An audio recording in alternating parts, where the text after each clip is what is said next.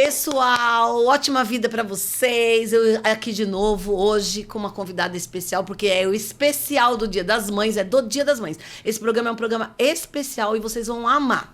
Antes eu quero agradecer ao Estúdio Zoe, que é esse lugar onde eu estou hoje, que é um parceirão meu, é um patrocinador meu.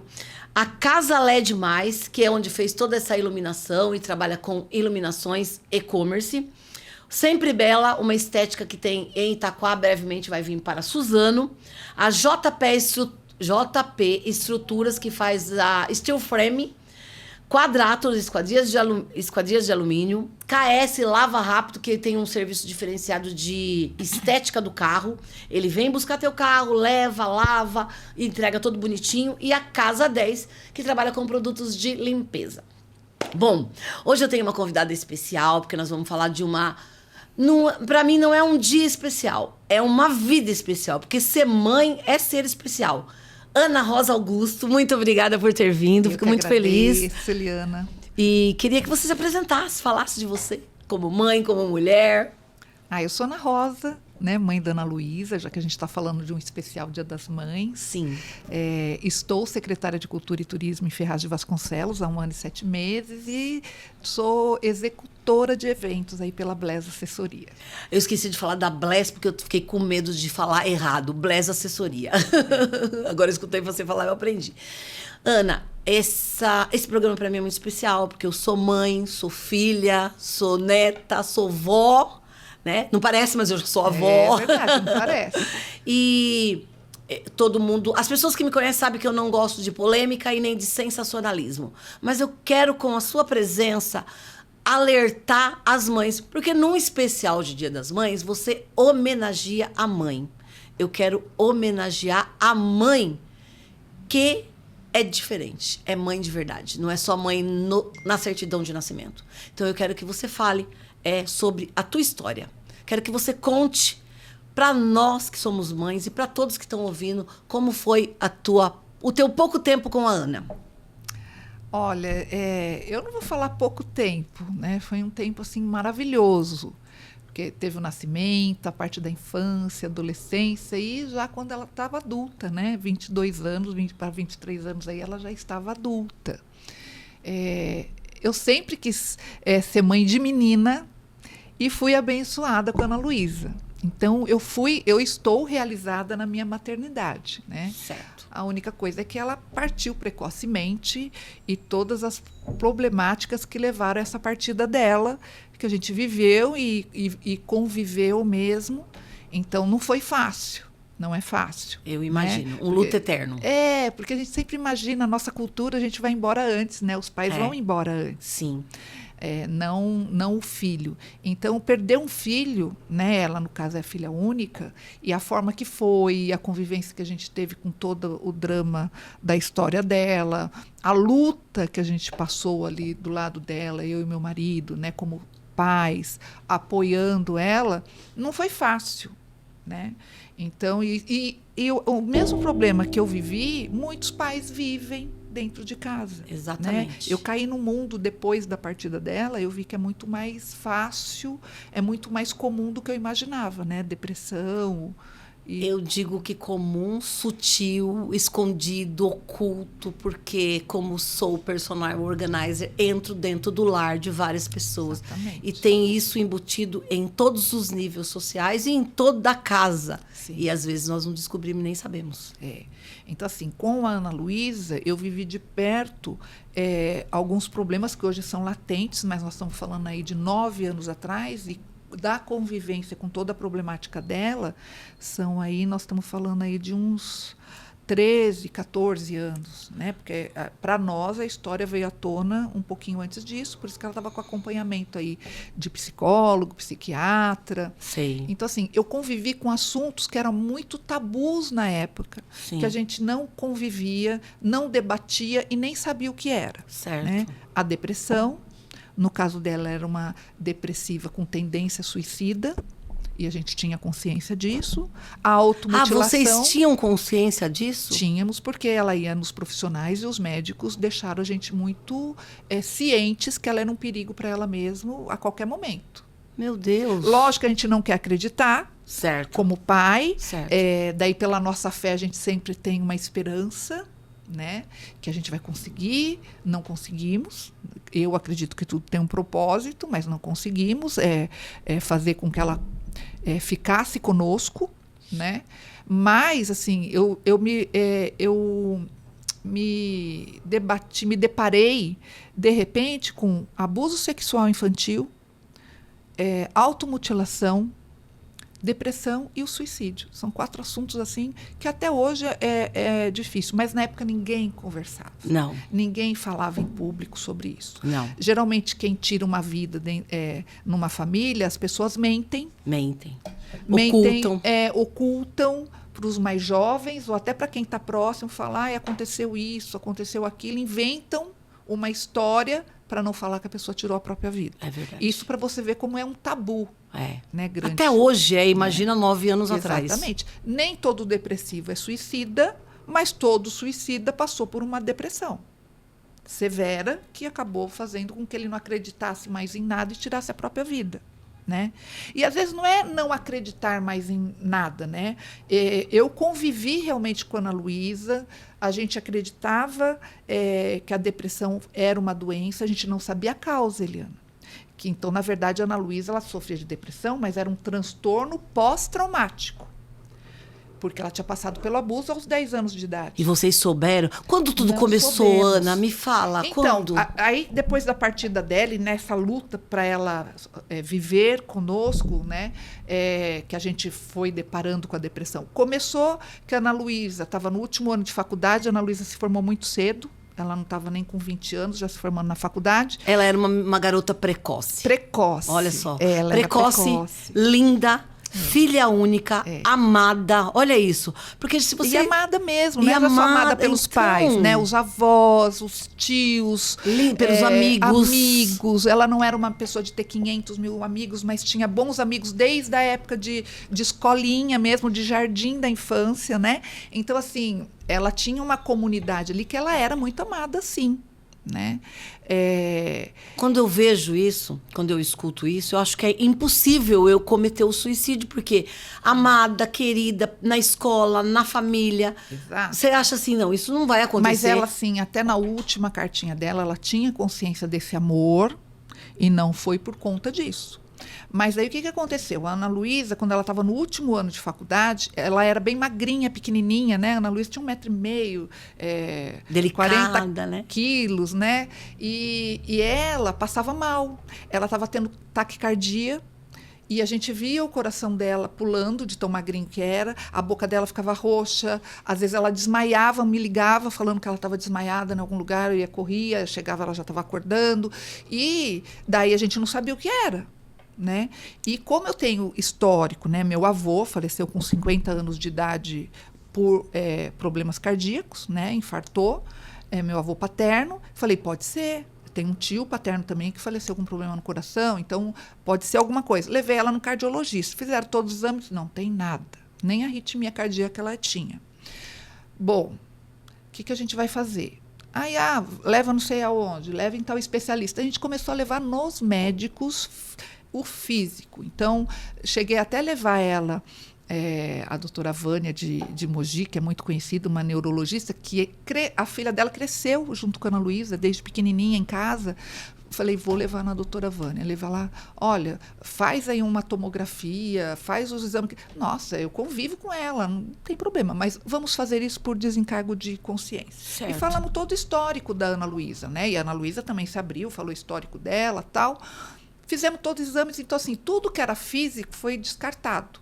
Só que a gente vai falando, estou levando em um, estou levando no outro, aí já faz um ano. Meu Deus. Aí, quando estava chegando no final desse ano, já era, eu acho que agosto, setembro, do ano que ela ia se formar, eu falei, deve ser psicológico, porque a Ana Luísa sempre foi muito perfeccionista, né? Ela se formou em fashion design e ela tinha que preparar uma coleção com 10 roupas para apresentar no curso dela. E a Ana Luísa, quando ela costurava, você pegava o avesso da roupa dela, não existia avesso, Eliana. Com de 22 tão anos. perfeccionista que ela era. Não, aí a gente está falando que ela está com uns 19 anos, que ela estava terminando a faculdade dela. Só que, assim, uma blusa que qualquer um faria num dia, ela demorava aí 2 semanas, porque ela fazia, desfazia até não ficar com um avesso. É coisa de perfeccionista. Então, ela era muito perfeccionista, exagerada. Então, eu falava assim, ela deve estar com essa pressão de apresentar essa coleção dela e é um nervoso. Levei num psiquiatra na época e levei, dela ficou com ele lá dentro, tal. Quando voltou, ele falou, olha, pelo que ela me falou, daí chamou eu para entrar, porque maior de idade, se ela não quisesse, também não podia entrar. Exatamente. Falou, olha, mas ela deixava eu participar. Falou assim, olha, realmente, pelo que eu detectei, pelo que ela está contando, é uma ansiedade que ela está tendo, por isso que ela não está dormindo direito, está tendo esse ataque cardíaco, por causa do TCC dela mesmo. Até 18 anos você não sabia que ela é depressiva? Não.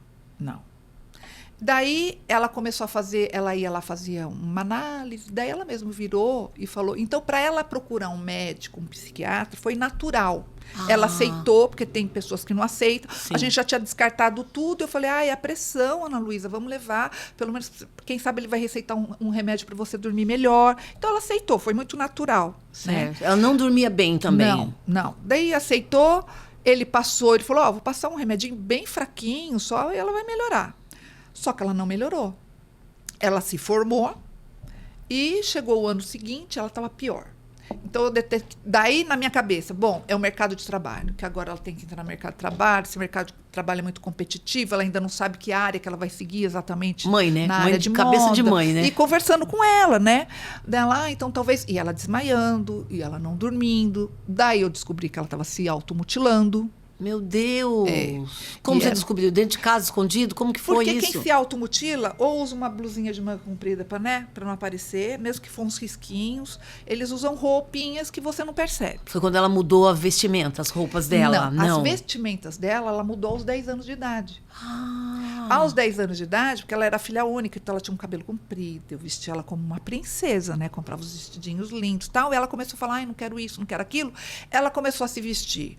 Hoje, o que a gente fala dessas roupas de skate, umas calças, mas na época era bem masculino. Sim, larga, tá? aquelas roupas largas, Continuou com o né? cabelão comprido, mas umas roupas bem largas.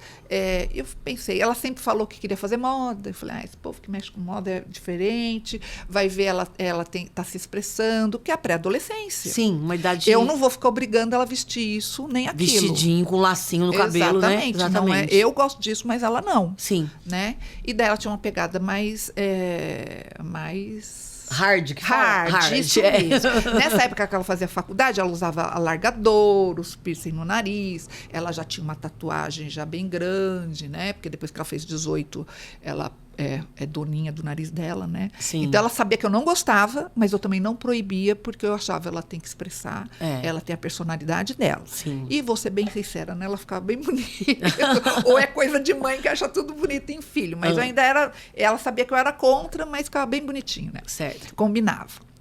Aí depois que passou os 16, 17 anos, ela voltou a se vestir mais feminina. Certo. Os vestidinhos dela gostava, ela tinha essa pegada mais hard, mas ao mesmo tempo ela colocava um vestidinho mais frufruzinho. Certo. Tanto que a coleção dela mesmo que ela lançou era para esse tipo de menina.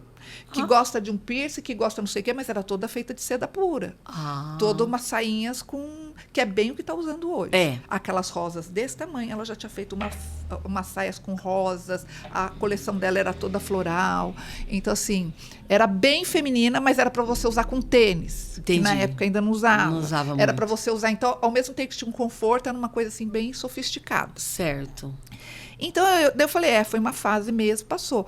Como que eu descobri que ela estava se cortando? Porque um dia eu cheguei e coloquei a mão na perna dela. Fui me apoiar. Sabe quando você vai levantar? Não sei, que eu apoiei na perna dela. Na hora que eu apoiei, ela deu um grito de dor.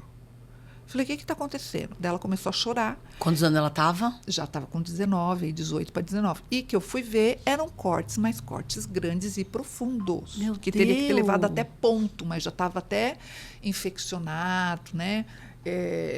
Bom, até cheguei a levar ela ia passar por uma cirurgia plástica para tirar essa cicatriz, porque daí, como não levou ponto, ficou coisas grossas na perna. Tipo um queloide, assim, que fica, porque fechou. Essa época também do último ano de faculdade dela, ela estava com um namoro mais firme também.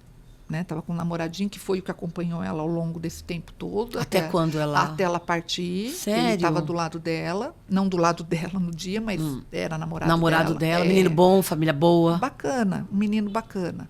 Gostávamos bastante dele, frequentava a minha casa, tudo. Passava os finais de semana com a gente, porque ele morava em São Paulo. Certo. E a família dele era de Santos.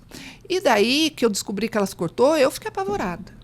Imagina, Eu meu não conhecia Deus. o que era automutilação, né? Quem comete automutilação se corta para se livrar da dor psicológica. Da dor interna, não é para se né? matar, não são É. tentativas de suicídio. Mas da forma que ela estava se cortando, ela podia pegar uma artéria. Meu Deus E do partir a céu. qualquer momento. Isso para uma mãe deve ter sido muito dolorido. É terrível, Pô, é eu tô com a minha terrível. filha aqui e não conheço ela. É a sua boneca, a sua filha, né? A sua princesa.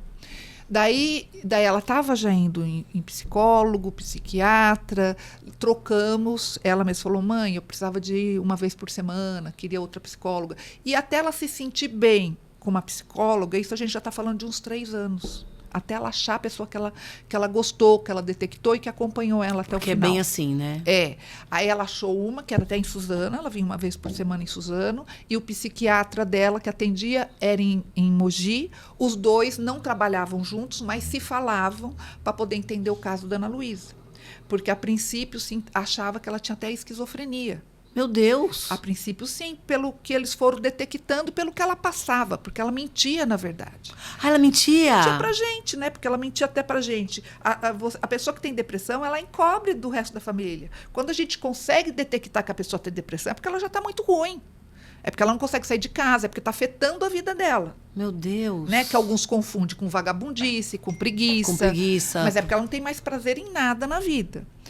E a Ana Luísa ia bem nos estudos, se formou, tinha um namoradinho que ela gostava. Ela não era muito baladeira, mas hoje eu entendo o porquê. Era o medo dela pelo abuso que ela passou. E como você ficou sabendo do abuso? O abuso foi 6, 7 meses antes dela tirar a vida. Você tá brincando? Porque ela se abriu com a psicóloga. E o Até abusador então, era da família? Não, era dentro do colégio mesmo, que ela estudou um colégio particular em Mogi, que hoje não existe mais, mas era um colégio bastante tradicional na época. Fechou no mesmo ano que ela partiu, coincidentemente. Ah, foi com coincidência. Coincidência. Mas isso aconteceu com ela quando ela tinha 10 anos. Então foi assim, 12 anos antes dela partir. Mas ela sofreu abuso muitos anos ou foi um período? Ela sofreu abuso, pelo que a gente conseguiu detectar, durante uns 6 meses, dentro do colégio. E daí, ela com 10 anos, ela já estava no ginásio. Ela fazia o intervalo dela, já fazia aula de educação física, no mesmo horário do pessoal de um 3º colegial. Ela foi abusada por um menino de 16 anos. Não sei o nome, não chegamos a tempo de detectar quem é essa pessoa, né? E esse menino... Então, daí o que eu fiz uma retrospectiva muito rápida. Quando ela tinha 10 anos, ela estava fazendo educação física, ela chorava para não ir na educação física. Então, a gente sabe que o abuso acontecia nesse horário. E ela não conseguiu se abrir? Eu não gosto, eu não quero, não sei o quê. Daí, de tanto ela insistir, Eliana, eu arrumei um atestado para ela não fazer educação física naquele ano. Quando chegou no ano seguinte, eu falei, olha, eu não vou ficar mentindo. Acabou. Você vai ter que ter as suas responsabilidades, você volta para a educação física. Só que o menino tinha saído da escola já tinha se formado. E daí ela foi de boa. E a vida dela voltou dentro do colégio. E você, na época, não pensou em perguntar por que ela não queria? Ela falava que não gostava. Que ela não gostava de fazer ginástica, de fazer... Eu não gosto, Eliana. Meu marido, ele surfa até hoje, vai na academia todos os dias, joga tênis. Eu não faço nada. Dá licença para eu dar uma dica dali. Eu vou dar uma dica dali. Mães, presta atenção nos seus filhos. Para de ficar no celular, na televisão, no portão com a vizinha. E presta atenção, sem julgar. Presta atenção. É uma dica importante. Sim. Porque às vezes você porque passa às vezes, tão batido. Um mínimo detalhe pode mudar uma vida. É uma dica, hein? Presta atenção. Até a forma dela ter mudado a forma de se vestir, né? Eu, na minha falta de conhecimento, achei que era por causa da idade. No fim, não era. Ela estava camuflando o corpinho dela. Apesar que ela não era uma menina, ela era magrinha e ela até colocou prótese de silicone no seio, porque ela não tinha nem depois de adulta. Eu lembro dela porque o meu filho tinha uma foto com ela. E a foto estava na minha casa, ficou um bom tempo a foto lá. Então, assim, com 10 anos, o que ela tinha que chamava atenção? Cabelo. O cabelo dela sempre chamou atenção, porque era comprido, um cabelo lindo, naturalmente lindo. Isso chamava atenção nela, até em agência, tal, que às vezes queria que ela fosse fazer alguma coisa, mas ela nunca gostou, nunca fez trabalho nenhum. Desde pequena ela nunca quis. Então era a única coisa feminina que você vai falar, porque ela não tinha corpo, ela não era desenvolvida. Com 10 anos, né? Ela era uma criança, corpinho de criança, porque às vezes tem criança que com 10 anos já tem corpo de 12, de 13. Não era o caso dela, né? Ela adulta tinha 1,5 m, pesava 40 quilos. Uma escola conceituada. Ela foi abusada dentro de uma escola conceituada. Aí, Eliana, tem pais que quando escuta, às vezes eu falando, fica apavorado. Ai, meu Deus. Naquela época não tinha câmera de monitoramento. Hoje em dia a gente sabe que as escolas têm, né? Que os monitores conseguem acompanhar os alunos ali dentro de todos os cantinhos de uma escola. Mas na época que veio à tona e que eu falei o que tinha acontecido com ela, muita gente me procurou, sabe? Coordenadores de escolas que vieram falar que sabiam que aconteciam isso em outras escolas e que tentaram, e que às vezes a direção ou donos de escolas não querem que fale e passe para frente, porque é filho de pessoas conhecidas. Conhecidas, assim que eu falo, não conhecidas minhas, mas às vezes conhecidas de uma certa forma, né? É mandado embora. Quando um professor quer denunciar, ou um coordenador. Quer dizer que a pessoa... Vamos botar o sol com a peneira. Tampar o sol com a peneira porque não é na casa dele, porque ele não perdeu o ente querido, porque ele não teve alguma coisa na casa dele. Quando é na casa dele... E quando a gente foi falando isso, eu fui procurada por filhas e filhos, porque a gente está falando de menina, mas muitos meninos passam pelo abuso também infantil. Sim, com certeza. Gente que eu conheço, que já eram adultos ou jovens e que tinham passado pelo abuso. Né? Então, a gente estava falando de coisas que ninguém falava. Quando eu falei, as pessoas se identificaram e começaram a contar suas histórias, histórias terríveis. Meu Deus. De gente que eu convivi e não sabia que tinha passado. Porque quem passa pelo abuso, né? Quem tem depressão, eles tentam camuflar tudo isso. Por que será? Porque é vergonhoso. Porque todo mundo acha que é mentira. Quantas meninas ou quantos meninos... Ou porque a sociedade trata diferente. Chega para os pais ou para a pessoa que é responsável na família e fala: o tio ou o vô ou o próprio pai está abusando de mim. E o outro vem, desmente, e a mãe fala: é mentira sua. E aquela criança, ainda além de ser abusada, passa pelo bullying... de ser mentirosa na família. Aí todos os tios, todo mundo vira a cara. Isso é comum até hoje. É verdade. Entendeu? Então, quando o coitado que passa pelo abuso chega e consegue se abrir com alguém, ele passa pelo julgamento, ele passa pelo bullying de ser um mentiroso. Então, além dele conviver com a violência que ele teve, ele tem que conviver ainda com aquele descarado dentro de casa. Que tem a mulher, né? Tipo, eu abuso de você mesmo. A mulher que sofre abuso... Porque ninguém acredita em você. Às vezes ela guarda, porque ela é maltratada, ela vai na delegacia, ela é maltratada, ela fala para um amigo, ela é excluída da amizade. Exatamente. Isso tem em todas as situações social. Passa pelo julgamento, principalmente de outras mulheres. Exatamente, né? Principalmente de outras mulheres que se acham superior, porque não passa, ou às vezes passa, mas não quer falar porque quer mostrar a capinha. O predador em si, o abusador? O abusador, ele sabe de quem ele vai abusar. Ele é muito inteligente. Então, esse menino, quando ele escolheu a Ana Luísa, ele sabia que ela era uma menina que ele sabe, ele sente o cheiro. Ele não vai mexer com uma que ele sabia que se ele chegar perto vai gritar, vai berrar, será que ele vai fazer soube escândalo. Do falecimento dela? Não sei, porque eu não sei quem que é, não sei nem se vive por aqui, não sei. Eu só posso dizer que com 16 anos abusar de uma menina de 10, com um corpinho de 7... é um pedófilo.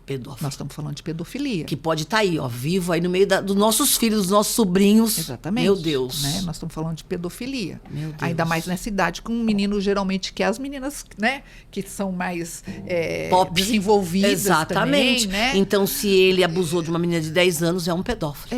Eu acredito nisso, né? E geralmente quem abusa, passou pelo abuso também. Tem essa. Tem essa. A gente conforme a gente vai se envolvendo nesse mundo, vai estudando, vai escutando as histórias, geralmente passou pelo abuso aí também. É onde fica tão desafiador a gente criticar. Exatamente. Né? Porque não sabe como que foi a infância dessa pessoa, os pais dessa pessoa, né? É desafiador. Então, assim, eu fiquei sabendo que a Ana Luísa tinha passado pelo abuso 6 meses antes dela tirar a própria vida. Porque foi quando ela conseguiu se abrir com a psicóloga dela. E ela virou para a psicóloga e falou que queria que chamasse os pais dela e contasse, porque ela tinha conseguido se abrir. Poxa. Porque ela tinha apagado a real verdade da cabeça dela. Apaga. Eu também achava que isso era mentira, Não. mas depois a gente vai convivendo com outras pessoas e realmente as pessoas Como eu apagam. te falei, eu sofri abuso, né? Físico. Depois aqui, com o programa do Organizando com Li, eu descobri que eu sofri abuso patrimonial. Eu sofri vários tipos de abuso. E tem algumas coisas, Ana, que apagou da minha cabeça. Sim. De verdade mesmo. Apagou. Quando eu passo por alguma conversa e tal, que vem à minha mente, eu lembro de alguma coisa que passei. Então foi uma cena, foi uma situação que ela passou, que aquilo foi vindo na memória dela. Ela já tinha aflorado bem antes dela se abrir com a psicóloga. Sim. Eu imaginava que ela tinha passado por algum trauma, não imaginava o quê, e muito menos com 10 anos de idade. Talvez numa adolescência, né? Mas não com 10 anos de idade. Mas daí ela falou tudo e pediu. Então eu fui com o pai dela não quis entrar na sala, falou, vai você e você me conta. Ele não teve coragem? Não teve. E ela também falou, só que eu não vou contar e não sou eu que vou ficar na sala. Pediu para a psicóloga, conte tudo o que ela perguntar, você pode falar, dentro do que ela tinha conseguido lembrar até então. Certo. Porque depois disso, esse processo, daí a coisa, ela virou uma bomba relógio. Porque daí ela piorou, o quadro dela foi pior. Você tá brincando? Depois porque que ela se abriu, mas daí aquilo começou a voltar na mente dela tudo. Ela não dormia mais. Mesmo tomando medicamento. Então ela dormia comigo. O pai dela estava dormindo no quarto dela, ela dormia comigo. Os últimos dias dela, ela estava dormindo sempre comigo. E ela não dormia direito à noite. Ela acordava chorando, desesperada, com pesadelo. E então a gente viveu esses 6 meses, foi um verdadeiro inferno da gente lutando pela vida dela, né? E infelizmente ela não conseguiu. Ela falava em tirar a própria vida? Falava? Falava.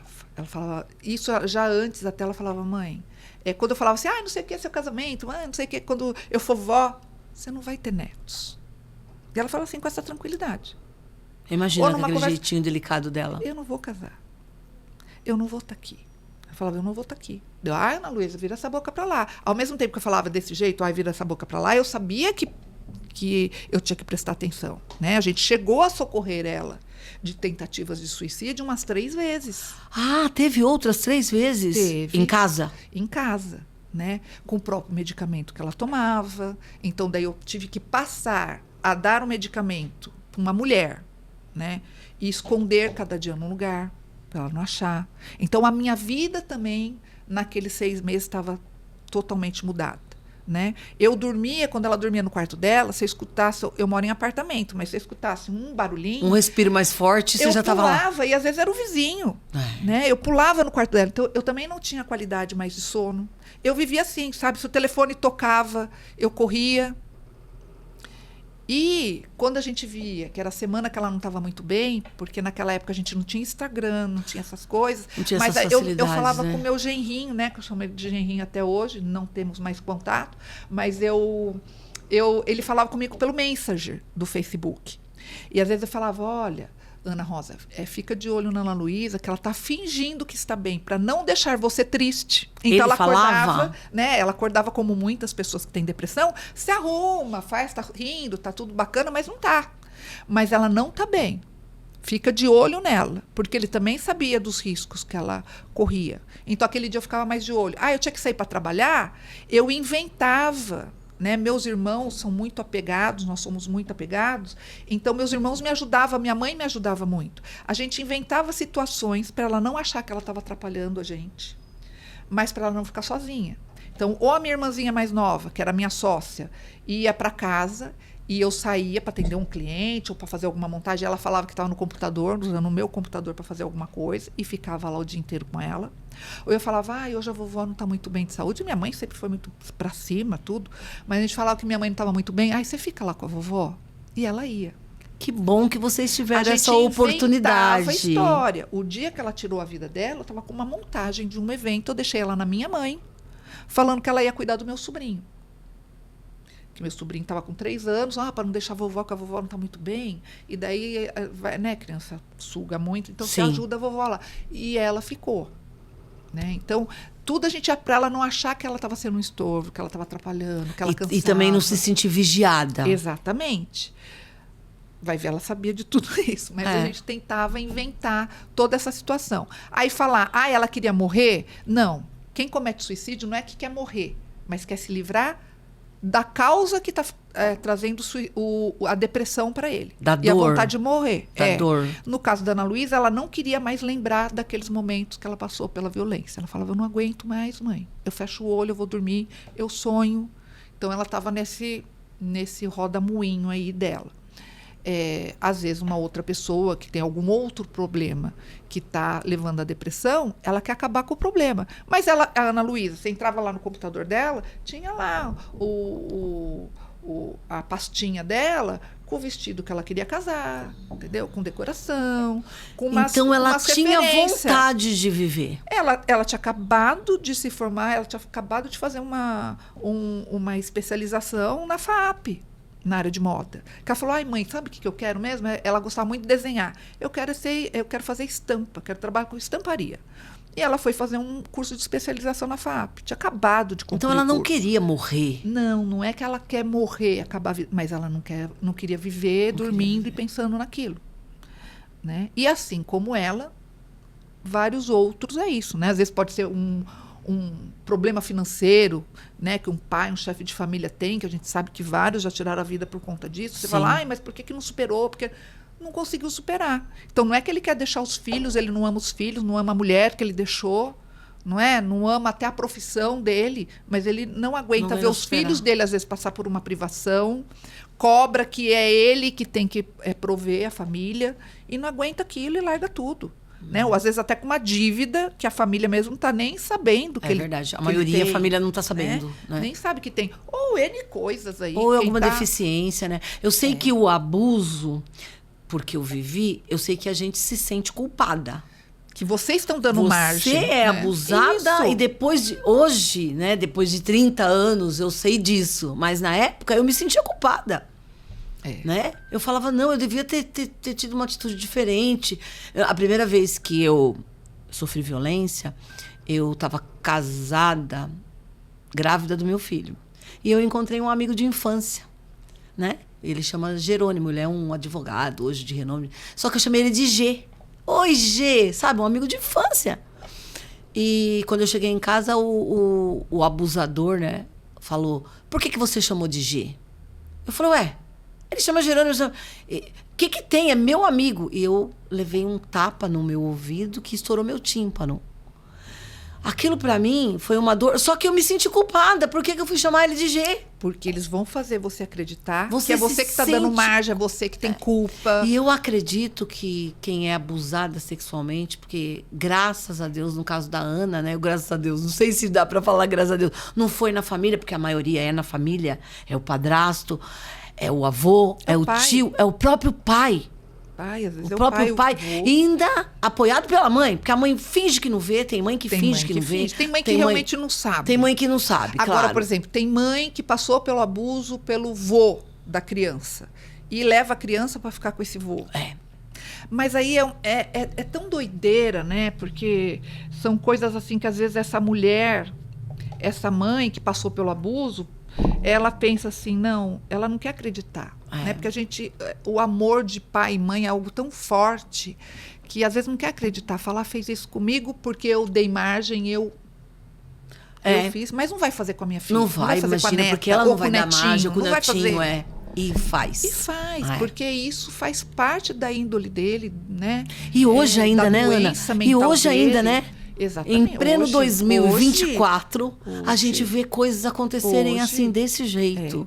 E o que a gente tem que... duas coisas que... porque eu escuto pessoas até hoje, né?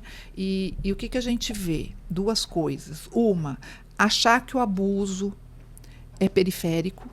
E não é. Quem tem uma condição um pouquinho melhor, quer esconder mais ainda. A vergonha é maior ainda. Então, eu acho fantástico como mulheres, como a Bruna Lombardi, que foi uma das primeiras famosas aí a público, né? A gente tem o caso da Ângela Diniz, né? Dos anos 70, e que foi super famoso, mas Luísa Brunet, que foi tão próxima, que falou que passou, e passou por um julgamento tão por todos. Severo. Ah, que A mentirosa. A Xuxa. Então, é muito importante quando mulheres que são ícones numa sociedade, que são admiradas, mostram, ó, eu também passo por isso. Ou às vezes passei por isso por muito tempo calada. Porque as outras que estão caladas ganham força de falar. Né? O depressivo, eu vejo pessoas me procurando e pessoas que hoje vão a público falar da depressão porque nós estamos debatendo mais. Sim. Então, muitas pessoas falam, Setembro Amarelo é uma vez só por ano, não serve para nada. Serve. Porque nós estamos falando aí 10, 11 anos que tem o Setembro Amarelo e quanta coisa mudou. Um dia. Mas todo mundo está falando. Eu acredito que tem um dia. Eu acredito que tem um dia como tem o Dia das Mães, como tem o Outubro Rosa, tal, mas eu acredito que esse assunto tem que ser falado todos os dias. É que naquele dia ele é massacrado, é exaustivamente falado. Mas é por aí que começa um trabalho. Certo. Então, hoje a gente vê falando, e é engraçado porque eu vejo pessoas jovens hoje falando assim, querendo explicar o que é a depressão. Então, porque a depressão é uma doença da alma, é o câncer da alma, coisa que a gente já falava há tanto tempo, mas é porque a única palavra... tá copiando. Não tá copiando.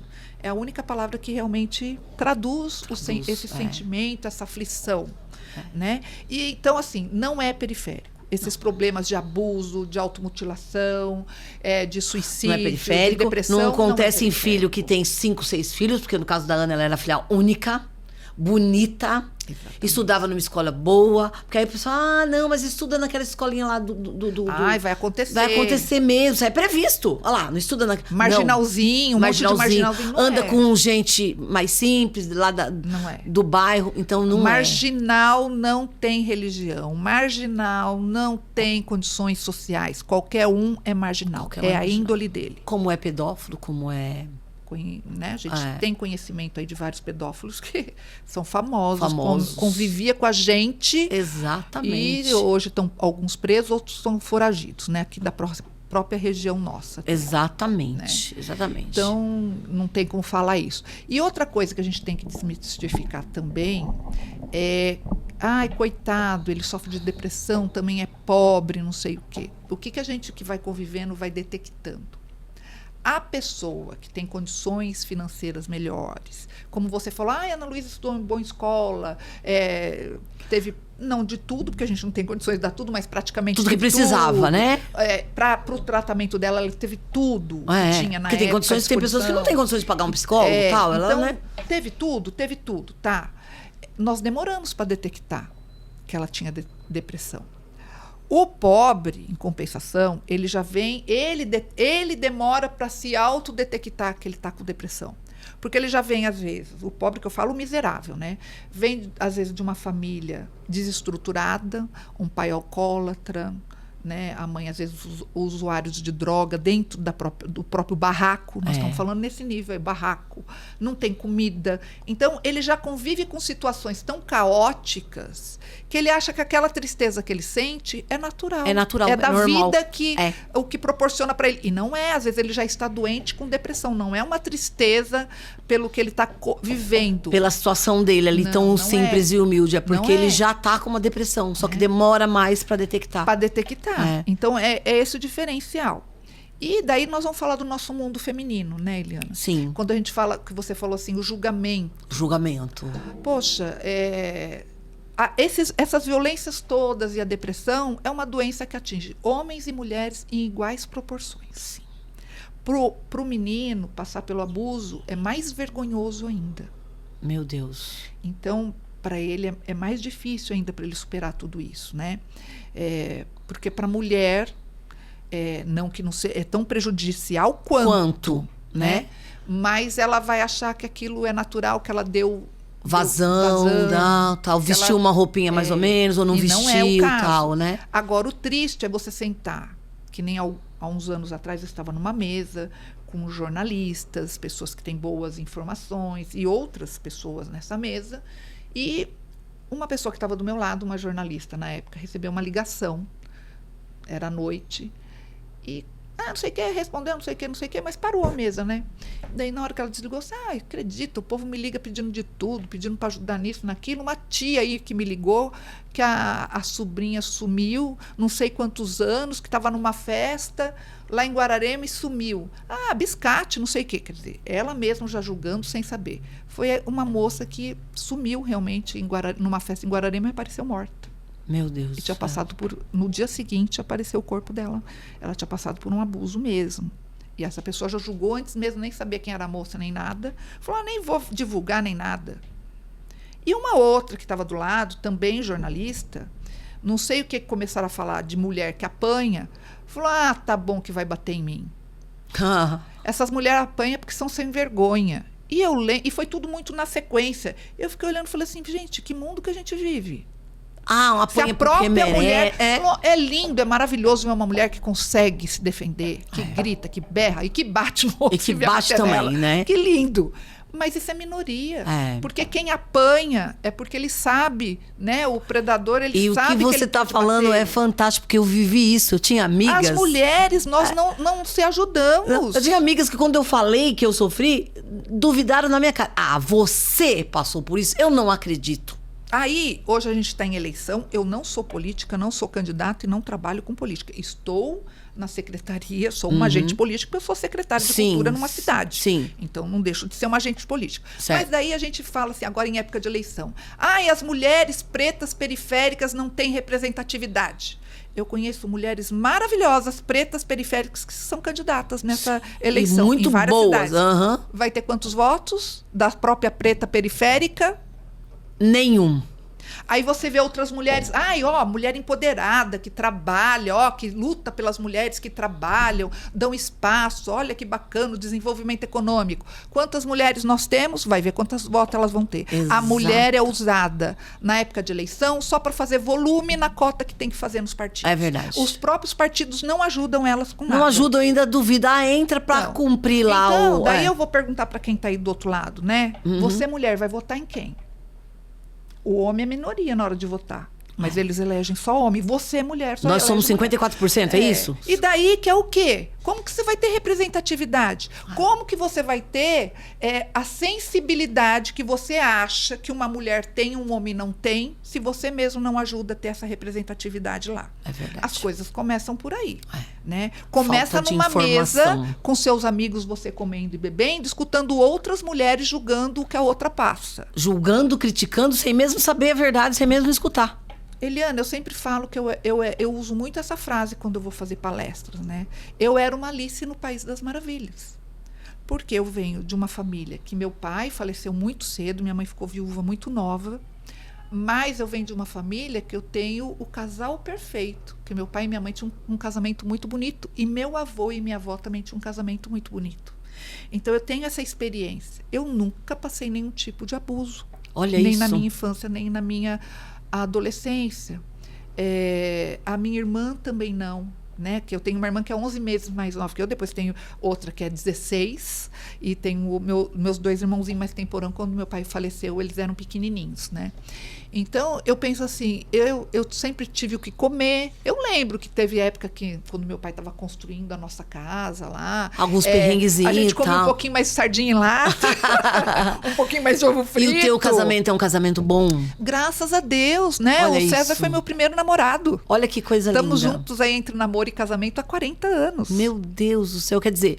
E é um homem maravilhoso. Você é um foge homem de toda essa estatística aí de que a filha se matou porque o casamento era ruim, porque o pai era abusador, porque uma a mulher mãe... que já tenha tido contato na infância ou na adolescência, ela vai ficar talvez prestando mais atenção. Porque é normal. Sim. Nós, na vida, quando a gente passa qualquer coisa, pode ser uma bobeira. A gente já fica mais prestando detecta atenção. quando a gente chega no lugar, né? Hoje eu detecto quando eu chego num lugar e faço uma palestra, de eu olhar, Dá pode licença ser... só um pouquinho. Samuca, eu vou deixar isso pro fim, porque esse assunto é muito importante, é especial de Dia das Mães, então eu vou deixar isso pro fim, tá bom? Aí quando tiver faltando uns 15 minutinhos, você me avisa, beleza? Daí, assim, eu posso estar com 300 pessoas na minha frente. Conforme eu falo de automutilação, eu sei quem da plateia passou.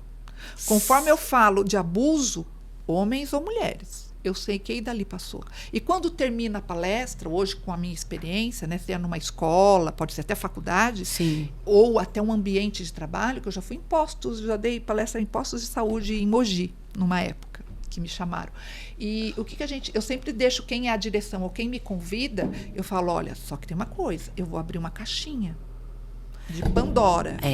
Então, você já esteja preparado com um psicólogo, com alguém para estar atendendo esses adolescentes ou seus profissionais, porque a hora que eu vou embora, tem gente que às vezes vai lembrar de coisas que não era para lembrar. Que então, vira não uma é chave, chegar. né? Vira uma chave, né? E isso aconteceu numa escola que a gente foi, que devia ter umas 300 crianças lá, adolescentes. E eu falei, deixa uma caixinha durante a semana para eles colocarem as perguntas que eles quiserem desses assuntos para mim. Né? E eu vou responder, vou pegar umas 10 e vou responder. E uma das coisas, eu falei, olha, minha filha não lembrava, ela apagou isso da mente. E tá bom, foi. Depois vem aquelas crianças que querem dar um abraço, mas só para falar no seu ouvido, eu passei abuso, eu tô passando por abuso. Eu me automutilo e a menina começa a chorar. Então, eu também tenho que ter esse tempinho para atender todo mundo no final. No mínimo 3, 4 aparecem para conversar. E depois os diretores ou os coordenadores do serviço sempre me ligam e falam, bem que você falou, fizeram uma fila. Mas no começo eu não tinha essa percepção, sabe? E na hora que eu fui embora desse colégio, estava indo para o estacionamento, o diretor falou, eu vou te acompanhar até o estacionamento. E a coordenadora foi junto. Na hora que eu cheguei no meu carro, essa coordenadora desabou e começou a chorar. Olha que interessante. E eu fiquei olhando para a cara do diretor, sem entender, ele também. Ela falou assim, eu comecei a lembrar tudo agora. A moça já devia ter quase 40 anos. Olha isso. Até me arrepia. Mas ela começou a chorar, ela lembrou do abuso que ela tinha passado. Então, você também fazer uma palestra sobre esse assunto, você tem que ter muito... Preparo. Psicológico. O lugar vai ter que ter um preparo para o depois. Pro depois. Porque é um assunto muito sério e você pode desencadear o que aconteceu. A Ana Luísa tinha acompanhamento de psicólogo, de psiquiatra. Dos pais da família. Nesse parafuso. Olha. Entendeu? E ela entrou nesse parafuso. Então, é perigoso você tocar em certos assuntos sem ter o preparo. Olha para como você vê que isso é difícil, Ana, né? É difícil. No mesmo tempo que a gente está aqui para abrir a mente, aí você fala de um assunto que às vezes a gente... Já pensou a mãe? Né? Como é difícil. Me diz, você falou comigo que a Ana deixou um bilhete. Deixou. Deixou, não foi um bilhete. Não. Ela deixou, na verdade, uma mensagem para a gente pelo celular. Mandou para a psicóloga, mandou para o namorado, cada um diferente, e para nós pais. Ela mandou para mim, mas direcionado para mim e para o meu marido. Certo. Né? E ela deixava bem claro, assim, que a gente não tinha culpa do que estava acontecendo, que ela entendia o amor que a gente tinha por ela, mas que ela não aguentava mais. Então, ela também não estava falando que a culpa é dela, mas assim, que ela não aguentava mais essa situação, conviver com essas lembranças. Eu sei que é uma pergunta muito chata de fazer, mas eu preciso fazer. Esse bilhete ameniza a dor? Não, não ameniza. É o tempo, a dor da filha a dor da perda de um filho não vai amenizar nunca, porque nós estamos falando aí de 9 anos. Não ameniza, você aprende a conviver. Se você tiver uma dor crônica dor de cabeça, né, você vai ter que aprender a conviver, ou você não vai largar de fazer as coisas. Sim, né? sim. Então, que nem tem gente assim, mas ela fala isso sorrindo. Eu sempre fui uma pessoa de sorriso fácil, você é uma pessoa de sorriso fácil. E você está contando todo o drama que você viveu. Exatamente. Quem me vê não acha que eu não tenho problema e nem a imagina que o sorriso, às vezes, é uma máscara que a gente usa. É verdade. Porque as pessoas não têm culpa do que você viveu. Claro. Agora, imagina, perdi minha filha, meu bem maior, acabou. Eu estou aprendendo até hoje, filha eu única, com meu marido, filha única, gente. A ressignificar a nossa vida. Porque quem tem filho sabe aí do outro lado que a gente faz as coisas pelo filho. Vou trabalhar, vou fazer mais isso. Hoje eu vou chegar em casa mais cedo. Tudo para deixar para o filho, para preparar para o filho, para fazer. Eu perdi minha filha, então agora o que eu tenho? Eu não tenho que me preocupar com mais nada. Mas você tem que aprender a dar significado para essa sua vida, a ter meus valores são outros, né? Coisas que eram muito valiosas para mim hoje já não são, mas eu tenho outros valores. Sim, claro. E eu tenho que aprender. Porque senão eu vou me enterrar dentro de casa. Com certeza. Né? Eu não tenho tendência suicida, graças a Deus, e nem de depressão. E isso que aconteceu, eu creio que nada é por acaso, sempre tem um propósito. Sim, né? Também acredito Serve para você auxiliar e ajudar outras mães, outras filhas, né? Outros pais. Às vezes, quando alguém me convida para palestra, ou até para participar, assim, que nem você, eu sempre... E é engraçado, porque é sempre o dia que eu falo, não vou mais fazer. Porque tem hora que lá na minha cabeça fala assim, parece que é uma autopromoção. Eu já falei tudo que eu tinha que falar. Não. A minha história é sempre a mesma. 9 anos eu falando a mesma coisa. Ai, Deus, eu falo não com Deus, penso né? isso. É. Falo, ai, Deus, eu acho que o que eu tinha que fazer dessa forma eu já fiz. Se tiver outra coisa, o senhor me fala aí que eu vou fazer, né? Não. Sempre vem uma ligação. Ou no mesmo dia ou no dia seguinte, sabe? Falo, bom, Deus, eu não procuro, eu não me convido. Eu não liguei para um programa e falar, me chama aí que eu quero falar disso, porque gostaria até de falar de outras coisas. Mas se é isso que ainda auxilia, e eu sei que auxilia, tenho essa consciência, porque eu sei de vidas nesses 9 anos que, graças a Deus, foram recuperadas, porque se conscientizaram que tinha que ter uma ajuda médica e procuraram, e hoje tem qualidade de vida.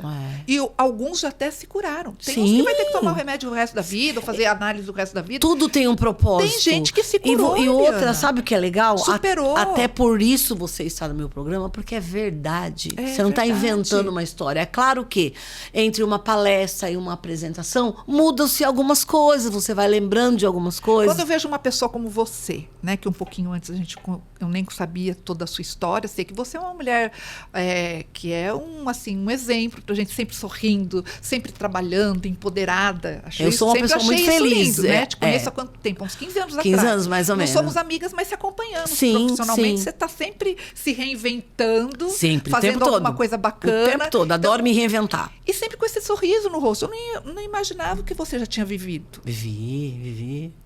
Eu vivi então, assim, isso há 30 anos atrás e há 14 eu tive um outro abuso também. Abuso patrimonial. Não é agradável você relembrar isso. Não. Mas você reconstituiu o seu casamento, você acredita no amor, você acredita nas pessoas, você acredita na vida. Amo o ser humano. Eu perdi minha filha, eu sei que a pedofilia existe, que o abuso, tudo isso existe, tá aí. Mas eu ainda acredito em seres humanos bons. Eu também. Né? Eu acredito na vida, que a vida é a gente que dá esse tom. Eu sou uma pessoa que tenho muito fé, eu tenho a minha fé é Jesus. Então, assim, é o que me ajudou o antes, o durante e o depois.